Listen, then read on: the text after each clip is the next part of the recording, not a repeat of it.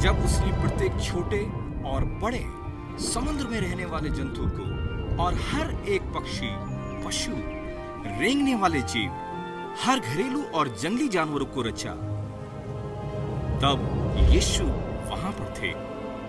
जब परमेश्वर ने मनुष्य को अर्थात पुरुष और स्त्री को अपने स्वरूप में रचा, तब यीशु वहाँ पर मौजूद थे। जब परमेश्वर उन्हें फलदायी होने और पृथ्वी पर भर जाने के लिए कहा, तब भी यीशु वहाँ पर थे। यीशु परमेश्वर के साथ थे और वो परमेश्वर थे और कोई भी वस्तु उसके बिना नहीं रची गई थी। उन्होंने परमेश्वर की आज्ञा का उल्लंघन किया, तब पाप और मृत्यु ने संसार में प्रवेश कर लिया और मानव जाति परमेश्वर से अलग हो गई।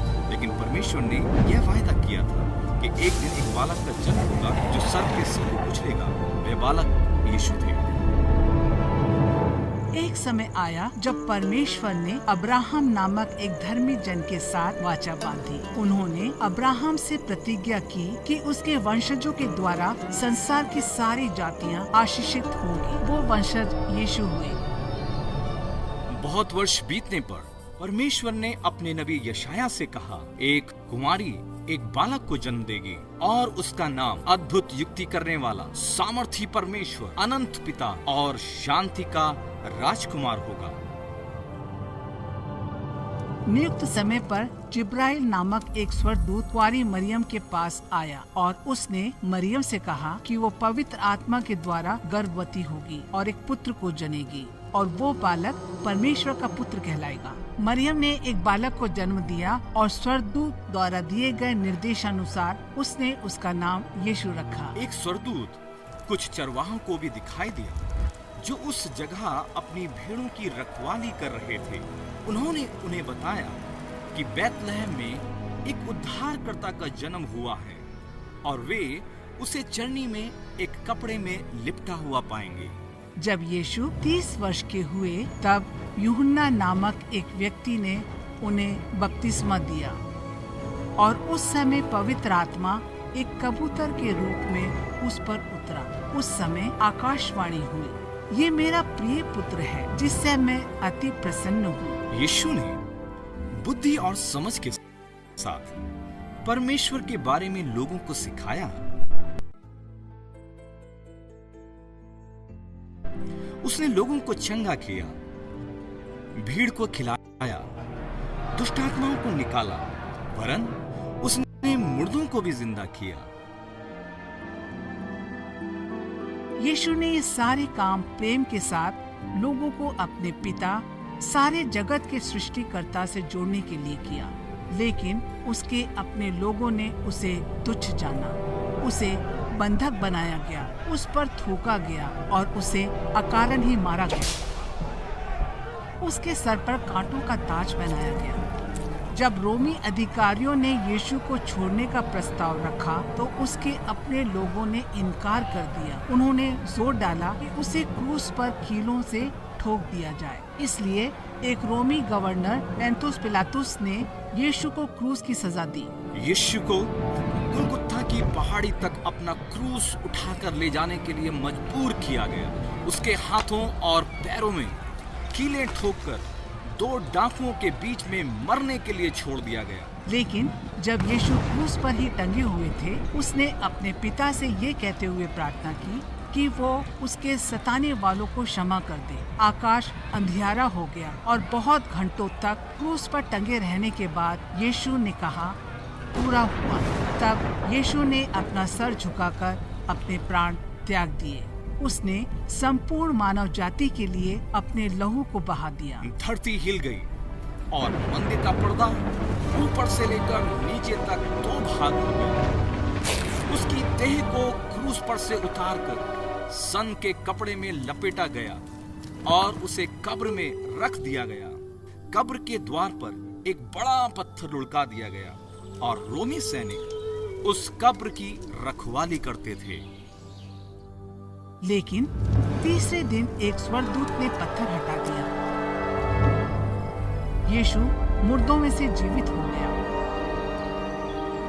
और 40 दिनों तक वो अपने चेलों और उस पर विश्वास करने वालों को दिखाई देता रहा। यीशु ने अपने चेलों को स्वर्ग के राज्य के बारे में सिखाया और उनसे निडर रहने वरन सारी जाति के लोगों को गवाही देने के लिए कहा कि उन्होंने क्या देखा और क्या सुना है। यीशु ने कहा, जो कोई उस पर विश्वास करता और उसका नाम लेता है वह उद्धार पाएगा और परमेश्वर का पुत्र कहलाएगा। उसके बाद यीशु अपने पिता के पास स्वर्ग में वापस चले गए, क्योंकि परमेश्वर ने जगत से ऐसा प्रेम किया कि उसने अपना इकलौता पुत्र यीशु को दे दिया, ताकि जो कोई उस पर विश्वास करे वो नाश न हो परंतु अनंत जीवन पाए। क्योंकि परमेश्वर ने अपने पुत्र यीशु को इस संसार पर दोष लगाने के लिए नहीं भेजा, वरन इसलिए भेजा कि संसार उसके द्वारा उद्धार पाए।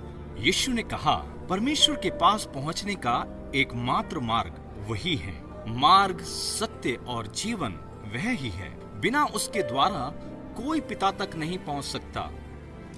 परमेश्वर का वरदान उनके पुत्र प्रभु यीशु के द्वारा अनंत जीवन है। लेकिन जो लोग विश्वास नहीं करेंगे वे दोषी ठहरेंगे, क्योंकि पाप और गलत कामों की मजदूरी मृत्यु है। हम सभी ने पाप और बुराइयां की हैं, लेकिन यीशु ने हमें सभी पापों से क्षमा दी है। कोई ऐसा पाप नहीं जिसे वो क्षमा न कर सके, लेकिन हमें यीशु से क्षमा मांगनी चाहिए। परमेश्वर चाहते हैं कि सबको मन फिराव का अवसर मिले और कोई भी जन नाश न हो। हमें अपने हृदय की गहराई से उस नाम को पुकारना और उस पर विश्वास करना चाहिए। और आज के दिन से ही यीशु के ये संदेश संसार के सारे लोगों और सारी जातियों को सुनाया जाना चाहिए। यीशु एक बार फिर से वापस आने वाले हैं और उस दिन आकाश अंधियारा हो जाए, आकाश से अग्नि बरसेगी और भूडोल होंगे, बादल हट जाएंगे और यीशु अपने सामर्थ के साथ बड़ी महिमा के साथ वापस आएंगे।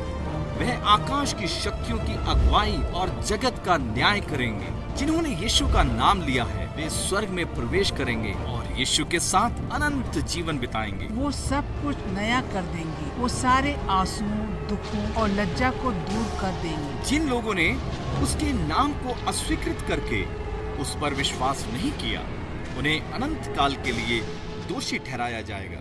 यीशु ने कहा, सकरा है वो द्वार जो जीवन की ओर ले जाता है, परंतु चौड़ा है वो द्वार जो विनाश की ओर ले जाता है। अब आप निर्णय लें, क्या आप प्रभु यीशु पर विश्वास करके और उसको ग्रहण करके उद्धार के वरदान को प्राप्त करना चाहेंगे, या फिर आप उसे पीठ दिखाकर उसे अस्वीकार कर देंगे? आप अभी यीशु को पुकार सकते हैं। अपने पापों का अंगीकार करें और क्षमा पाएं। विश्वास करें कि परमेश्वर ने यीशु को मुर्दों में से जीवित कर दिया है और आप उद्धार पाएंगे। आप परमेश्वर की संतान बन जाएंगे।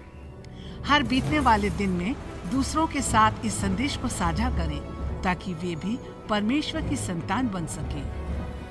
और हम साथ मिलकर कहेंगे, आइए प्रभु, आइए यीशु। इस कहानी का एक एक शब्द सच्चा है और परमेश्वर की पवित्र पुस्तक बाइबल में लिखा है। आप अपने उद्धार के लिए अभी हमारे साथ प्रार्थना कर सकते हैं। प्रिय परमेश्वर पिता, मैं अंगीकार करता हूँ कि यीशु ही प्रभु है। मैं विश्वास करता हूँ कि वो एक कुंवारी से पैदा हुआ, मेरे पापों के लिए क्रूस पर मरा और तीसरे दिन मुर्दों में से जी उठा। आज मैं अंगीकार करता हूँ कि मैंने आपके विरुद्ध पाप किए हैं और अपने जीवन को बचाने के लिए मैं कुछ नहीं कर सकता हूँ। प्रभु, आप मुझे क्षमा कर दें और मैं आज से केवल यीशु पर ही विश्वास करूंगा। मैं विश्वास करता हूँ कि मैं आपका बच्चा हूँ और मैं आपके साथ अपना अनंत जीवन व्यतीत करूंगा। अपनी पवित्र आत्मा द्वारा प्रतिदिन मेरी अगुवाई करें। मेरे संपूर्ण हृदय, प्राण और मन से आपको तथा दूसरों को अपने जैसा प्रेम करने में मेरी अगुवाई करें। अपने प्रिय पुत्र यीशु के लहू से मुझे उद्धार देने के लिए आपका धन्यवाद। यीशु के नाम में प्रार्थना मांगता हूँ।